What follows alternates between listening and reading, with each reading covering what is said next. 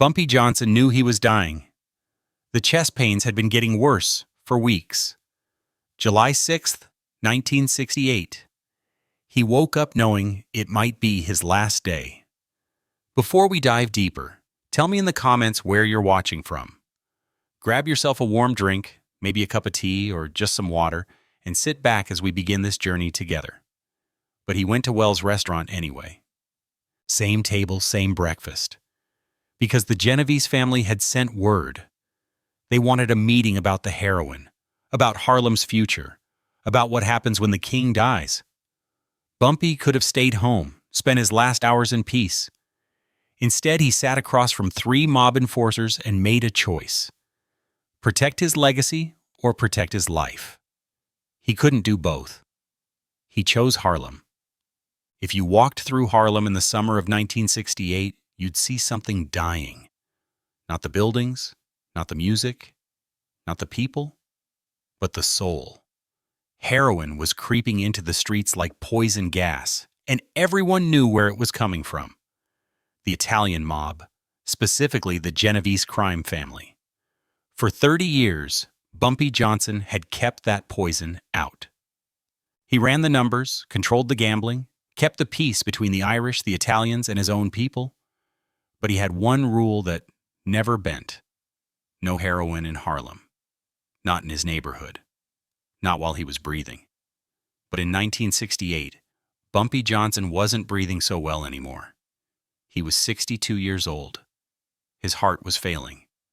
The doctors at Harlem Hospital had told him 6 months ago, "Slow down. Retire. Enjoy what time you have left." Bumpy had laughed. Retire? A man like him didn't retire. He died working. And if he was going to die, he was going to die on his feet, not in some hospital bed. The Genovese family knew this. They'd been watching him, waiting. Vito Genovese himself was locked up in federal prison in Atlanta, dying of a heart condition just like Bumpy. But his family was still powerful, still hungry, and they saw an opportunity. Harlem without Bumpy Johnson. That was an open market. A gold mine waiting to be claimed. The young soldiers, the ones who didn't remember when Bumpy had walked into Lucky Luciano's office unarmed in 1935 and walked out alive. They thought it would be easy. Just wait for the old man to die, then move in. Set up heroin distribution networks, take over the numbers racket, turn Harlem into another profit center. But the older bosses, the ones who remembered, they knew better. They knew Bumpy Johnson was more dangerous dying than most men were in their prime. They knew you didn't just walk into Harlem and take what you wanted. Not while Bumpy was alive. So they decided to try negotiation first. Make him an offer. Appeal to his business sense. After all, he was old, sick, dying. Surely he'd want to secure his family's future. Surely he'd want to go out with one last payday. On July 6th, 1968, 3 men in expensive suits got into a black Cadillac in Little Italy and drove uptown to Harlem. Their names were Anthony Tony Peels Lentini, Joseph Joey Surprise, Stacy, and a young soldier named Paulie Fortunato. They were armed. They were connected. And Joey Surprise was carrying a black leather briefcase containing $100,000 in cash. They had no idea they were driving to their own humiliation. Wells' restaurant sat on the corner of 132nd Street and 7th Avenue. It wasn't fancy. Red leather boots worn smooth by decades of use. Black and white checkered floor. The smell of bacon grease and coffee that had been brewing since dawn. The walls were covered with photographs of Harlem legends, Duke Ellington, Billie Holiday, Adam Clayton Powell Jr. And in the corner, a framed photo of Bumpy Johnson himself, shaking hands with Muhammad Ali. But it was Bumpy's place. His table was in the back corner, facing the door, always facing the door. Old habit from the days when enemies came through doors, not with contracts, but with guns. That morning, Bumpy was alone. His wife, Mame, had begged him not to go. She'd felt something in the air, the way women who've lived with dangerous men learn to feel danger before it arrives. But Bumpy had kissed her forehead, straightened his tie, and told her he'd be home by noon. He always wore a suit, even for breakfast. Respect, he'd say. Respect yourself, respect others. He ordered his usual scrambled eggs, crispy bacon, wheat toast, black coffee. He was reading the Amsterdam News, Harlem's black newspaper, an article about the garbage workers' strike when the restaurant door opened and those three men walked in. The entire restaurant went quiet. Not the sudden silence of shock, but the gradual dimming of conversation as people recognized what was happening. The waitress, a woman named Dorothy, who'd been working at Wells for 20 years, stopped mid-pour, her hand trembling slightly, coffee splashing onto the counter. Everyone in Harlem knew what Italian suits in a black neighborhood meant. Business. The kind that usually ended badly for somebody. Bumpy didn't look up from his newspaper. He took a slow sip of coffee, turned the page with deliberate calm, and waited. He'd been expecting this. Word travels fast in both worlds, and he'd known the Genovese family was looking to make a move. He'd known they'd send someone eventually. He just hadn't known it would be today. Tony Peels walked over first. He was the talker, the negotiator, a capo in his mid-40s who'd made his bones running bookmaking operations in the Bronx. Joey's surprise stayed by the door, blocking it, his eyes scanning the restaurant for threats. The black leather briefcase hung heavy in his hand. Paulie, the young one, barely 25, stood behind Tony trying to look hard, trying to look like he belonged in the same room as Bumpy Johnson. "Mr. Johnson," Tony said, his voice respectful but firm. "Mind if we sit?" Bumpy folded his newspaper slowly, deliberately taking his time. He looked up at Tony with those cold, calculating eyes that had stared down mob bosses, crooked cops, and killers for 30 years. Eyes that had seen men die and never blinked. Then he gestured to the booth across from him. Free country. The three men slid into the booth. Dorothy came over, her hands shaking slightly, and asked if they wanted coffee. Tony waved her away without looking at her. This wasn't a social call. This was business. For a long moment, nobody spoke. The only sounds in Wells' restaurant were the sizzle of bacon on the griddle, the low hum of whispered conversation from other tables, and the tick of the old Coca-Cola clock on the wall. Everyone in the restaurant was watching, pretending not to watch. Across the street in a parked Buick, two of Bumpy's men sat watching through the window. Big Jack Turner and Raymond Slim Washington. They'd been there since 6:30 that morning, drinking cold coffee and waiting. Bumpy never went anywhere without backup. Not in 1968. Not with the streets getting dangerous, the young punks getting bold, the old rules breaking down. Tony Peels broke the silence. He nodded to Joey's surprise, who stepped forward from his position by the door. Joey placed the black leather briefcase on the table between Bumpy and Tony, right next to Bumpy's coffee cup. The kind of briefcases bankers carried. The kind serious money traveled in. The metallic latches clicked open with a sound that seemed too loud in the quiet restaurant. Inside, stacked neatly, and bundles secured with bank straps were $100 bills. A lot of them. The money was real, visible, tempting. "Mr. Johnson," Tony said, his voice lowering to that confidential tone businessmen use when they're about to propose something they know is wrong, but profitable. Bumpy didn't touch the briefcase. Didn't even look inside it. His eyes stayed locked on Tony's face. "I'm listening." Tony Peels leaned forward, his hands folded on the table away from the open briefcase. "The world is changing, Mr. Johnson. You know this better than anyone. The young people, they don't want numbers anymore. They don't want policy slips and betting pools. They want something stronger, something that makes them forget about Vietnam, forget about poverty, forget about everything. They want heroin, Bumpy's expression didn't change. He took another sip of coffee, his hands steady. Tony continued, gesturing to the open briefcase. Now, whether you like it or not, it's coming to Harlem. The demand is there. The supply routes are established. We've got connections in Marseille, in Turkey. Tony Peels leaned forward, his hands folded on the table away from the open briefcase. The world is changing. Mr. Johnson, you know this better than anyone. The young people, they don't want numbers anymore. They don't want policy slips and betting pools. They want something stronger, something that makes them forget about Vietnam, forget about poverty, forget about everything. They want heroin. Bumpy's expression didn't change. He took another sip of coffee, his hands steady. Tony continued, gesturing to the open briefcase. Now, whether you like it or not, it's coming to Harlem. The demand is there. The supply routes are established. We've got connections in Marseille, in Turkey, in Southeast Asia. The product is going to flow. The only question is who controls it. He gestured to the stacks of bills. This is $100,000 in cash, tax-free, untraceable, and it's just the down payment. We're offering you 30% of all heroin profits in Harlem. You don't have to do anything.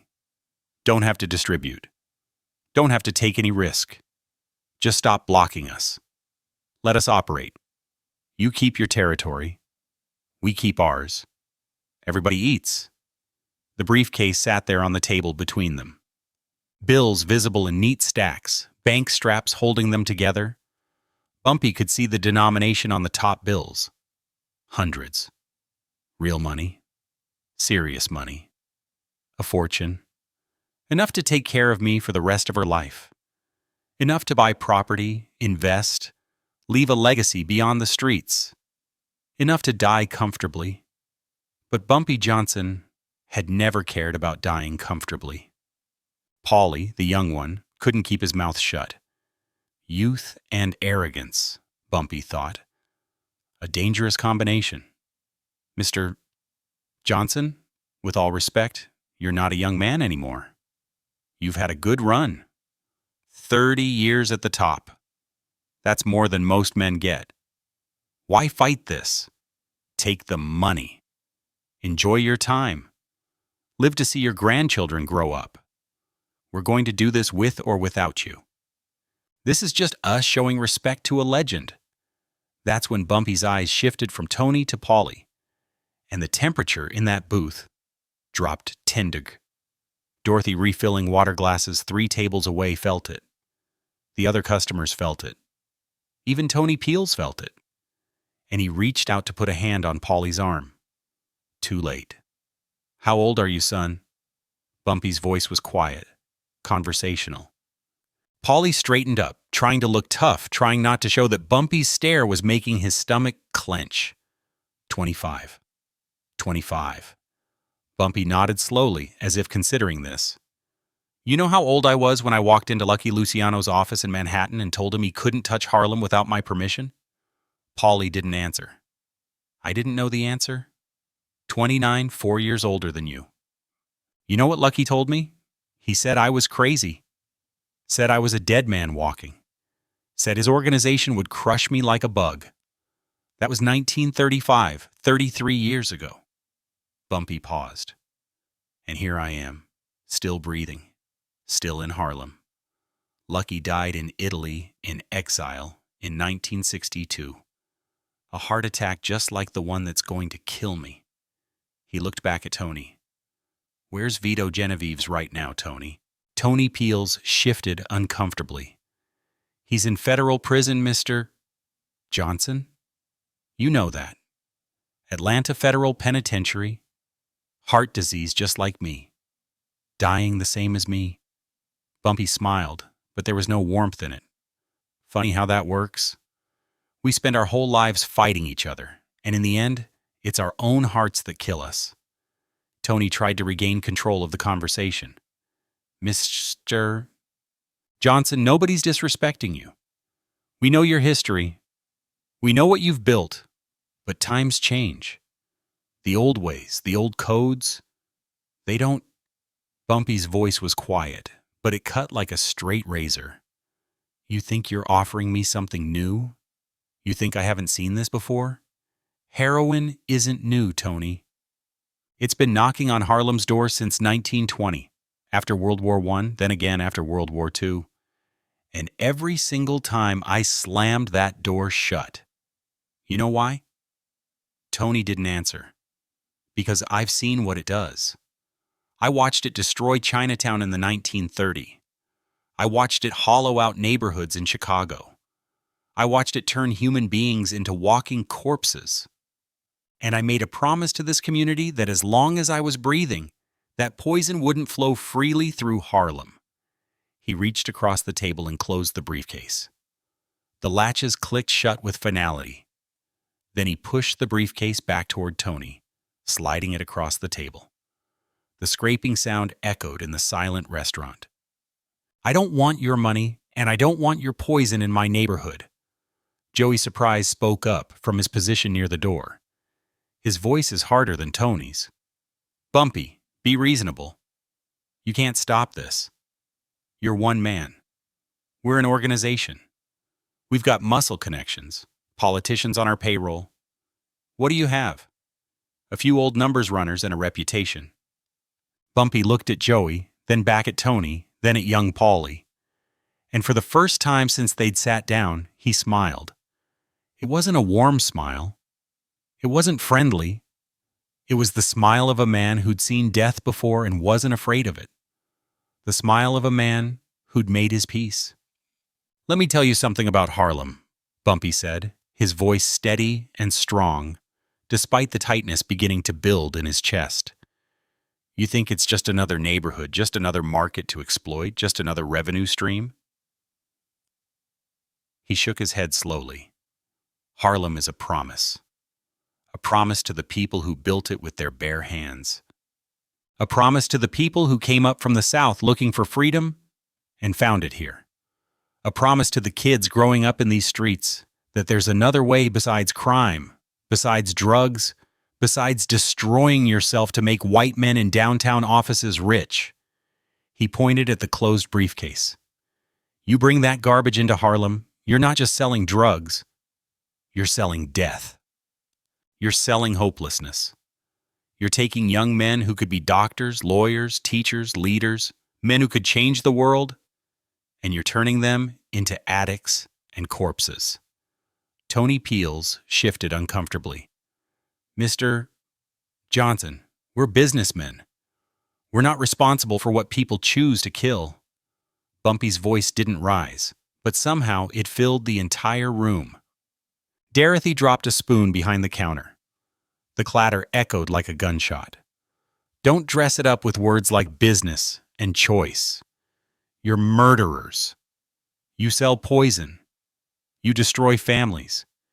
You kill communities. And you want me to shake your hand and help you do it? The pain in his chest was starting now. Bumpy could feel it. A tightness, a pressure, like someone was slowly tightening a vice around his heart. His left arm was tingling. He recognized the signs. He'd seen men die of heart attacks before. His own father had died this way, clutching his chest in a cotton field in South Carolina in 1922. He knew what was coming, but he wasn't done talking yet. Here's my answer to your proposition, Bumpy said, looking each man in the eye. First Tony, then Joey, then young Paulie, who couldn't hold his gaze and looked away. You can bring your heroin to Harlem over my dead body? And even then, the people I've taught, the lessons I've lived, they'll fight you every step of the way. You'll never control Harlem.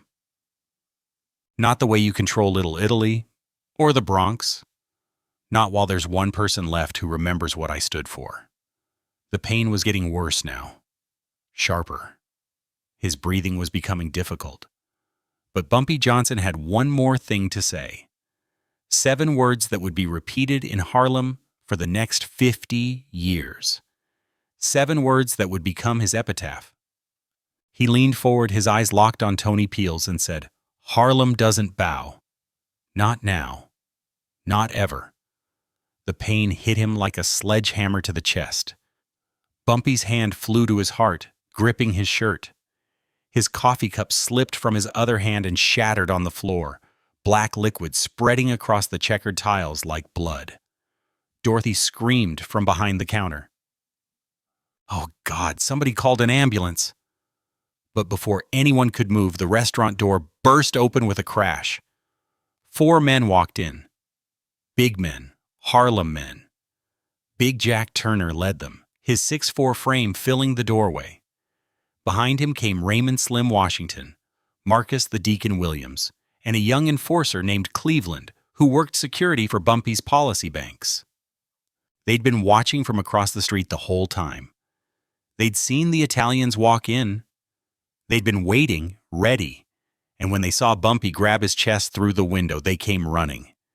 Big Jack's eyes went from Bumpy clutching his chest, gasping for air, to the 3 Italians sitting across from him in the booth, to the black briefcase on the table between them. "What did you do to him?" Big Jack's voice was pure ice, pure murder. Tony Peels went pale. His hands came up instinctively, showing he was unarmed, showing he meant no harm. "Nothing. We were just talking. He just grabbed his chest. I swear to God, we didn't. You brought poison to his table?" Big Jack stepped closer, his massive hands flexing into fists. "You disrespected him in his own neighborhood. And now he's dying right in front of you." That's when Tony Peels understood, and so did Joey Surprise, and so did young Paulie, whose face had gone from cocky to terrified in about 3 seconds. It didn't matter what actually happened. It didn't matter that Bumpy was 62 years old with a failing heart. And this was probably going to happen today, whether they showed up or not. What mattered was perception. What mattered was what it looked like. 3 Italian mobsters sitting across from Bumpy Johnson when he has a heart attack in Harlem, with witnesses in a neighborhood that loved him like a father. They'd be torn apart before the ambulance arrived. Joey's Surprise was already backing toward the door. The briefcase is still in his hand. Paulie's hand started to go toward his jacket, toward his gun. But Big Jack caught his wrist in a grip, like a steel trap. "You pull that gun, boy, and you'll never leave this neighborhood. None of you will. There'll be 3 bodies floating in the East River by sunset." Through his pain, through the vice crushing his chest, through the difficulty breathing, Bumpy managed to speak. His voice was barely a whisper, but in the terrified silence of Wells' restaurant, everyone heard it. "Let them go." Big Jack looked down at him, confused, angry. "Boss, let them go." Bumpy's breathing was ragged now. Each word is a struggle. "I want them to tell their bosses." He looked directly at Tony Peels, who was frozen in the booth, too scared to move, too scared to stay. "Tell them Harlem doesn't bow." Big Jack released Paulie's wrist. He stepped back, creating a path to the door, but his eyes promised violence if they ever came back. Tony Peels grabbed the briefcase from the table. Evidence, witness, problem. And the 3 Italians didn't walk. They ran. Joey clutching the briefcase, Paulie and Tony right behind them. Out the door into their Cadillac. Tires squealing as they burned rubber. Of getting out of Harlem. They weren't running from Bumpy. They were running from the rage of an entire neighborhood. From the knowledge that if Bumpy Johnson died with them in the room, they'd be blamed, and Harlem would come for them. Every street corner, every alley, every rooftop, there'd be nowhere safe. Better to run, better to disappear. Behind them in Wells' restaurant, Dorothy was at Bumpy's side now, holding his hand, tears streaming down her face. Big Jack was yelling for someone to call the hospital. Other customers were gathering around, some crying, some praying. Bumpy looked up at Dorothy and managed to smile.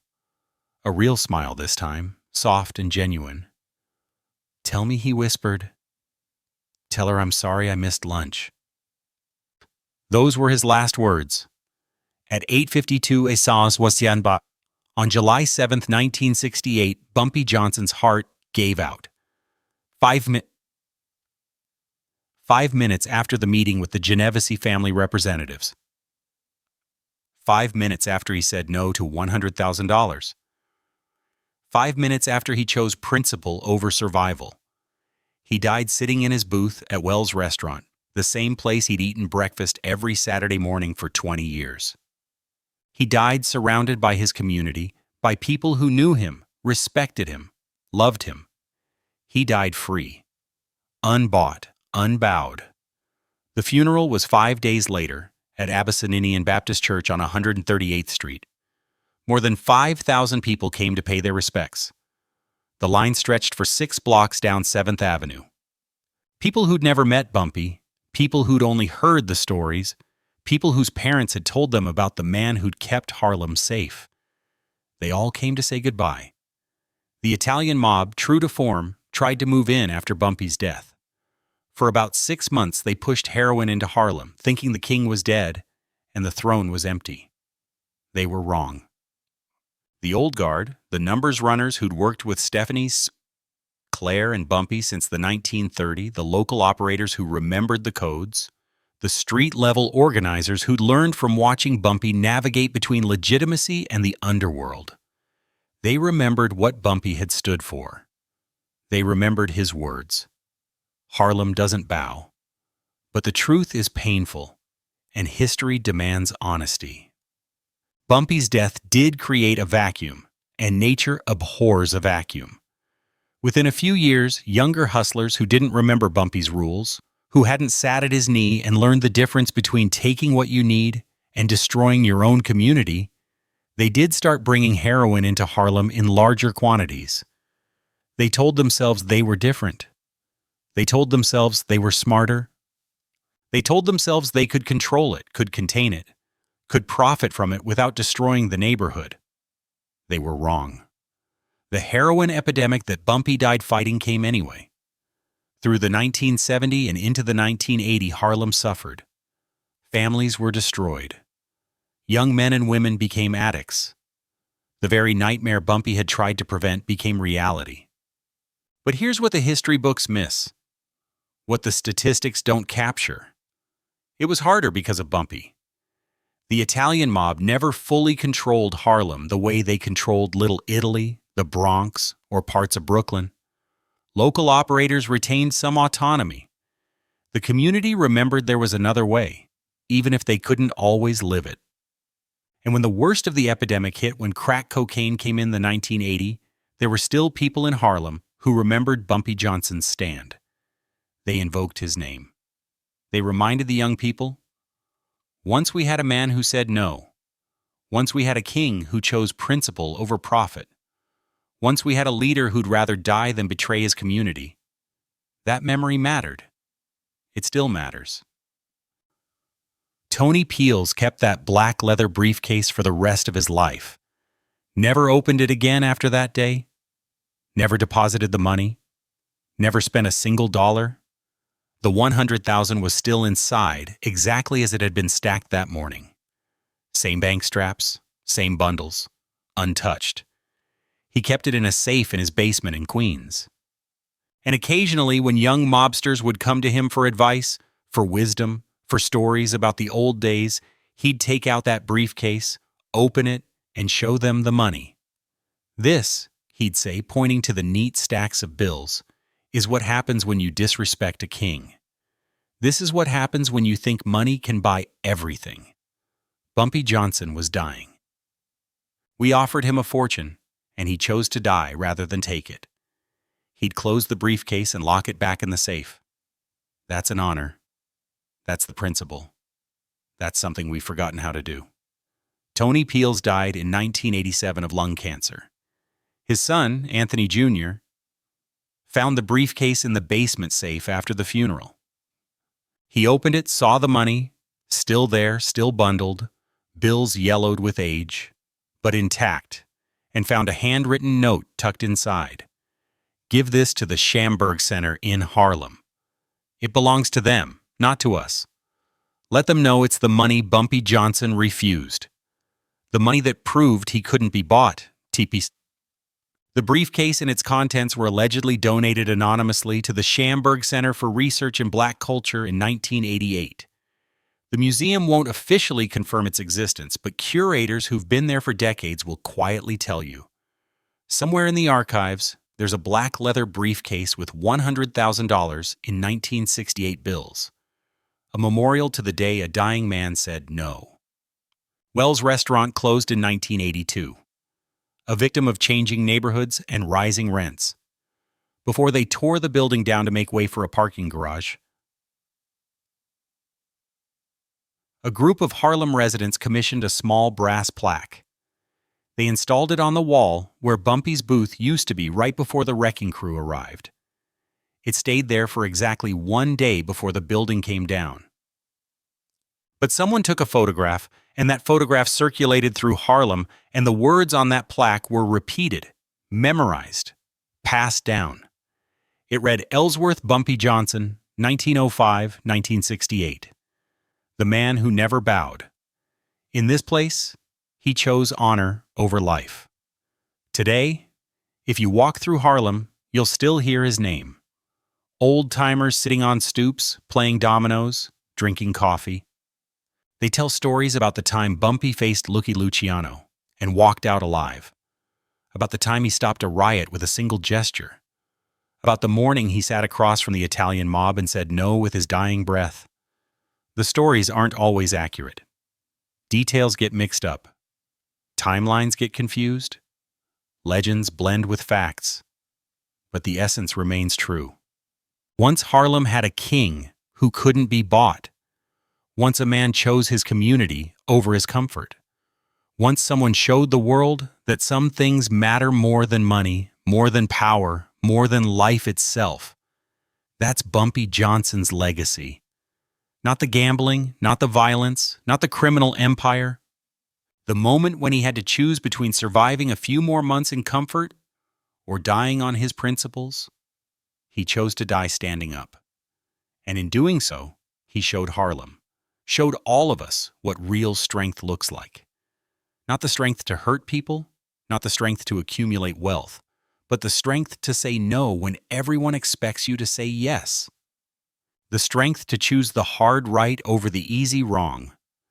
The strength to be a man of principle in a world that rewards compromise. On July 7th, 1968, Bumpy Johnson's heart stopped beating. But his words kept echoing. Harlem doesn't bow. Not now, not ever. And 56 years later, those words still mean something. They still inspire. They still remind us that we have choices, that we have agency, that we don't have to accept the world as it is. We can be like Bumpy. We can stand up. We can say no.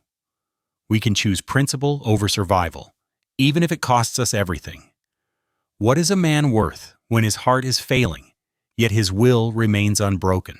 Is a legacy measured by the gold in your vault or by the poison you kept away from your people's veins? In the summer of 1968, Harlem was a powder keg, and heroin was the fuse. Bumpy Johnson sat at Wells Restaurant, not just facing a failing heart, but a Genovese family briefcase filled with $100,000 in blood money. They offered him a peaceful retirement in exchange for the soul of his neighborhood. Perhaps the world does not fear the man with the most guns, but the man with the most unyielding principles. Street smarts taught Bumpy that while muscle can seize a corner, only vision and patience can protect a community for 30 years. History shows that borrowed power, like the mob's bribe, is a shackle, while self-made prestige is a crown that even death cannot remove.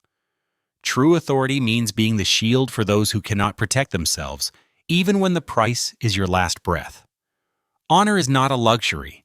It is the currency of survival in a world that respects nothing but strength. The truth is, modern life often asks us to trade our values for a quick payday or a comfortable compromise. Whether in business or personal ties, we must decide if we are building a fleeting empire or a legacy that stands when we are gone. In the face of your own Genovese briefcase, will you choose the easy profit or the hard honor? When the world demands you bend, will you remember that a man of principle never bows?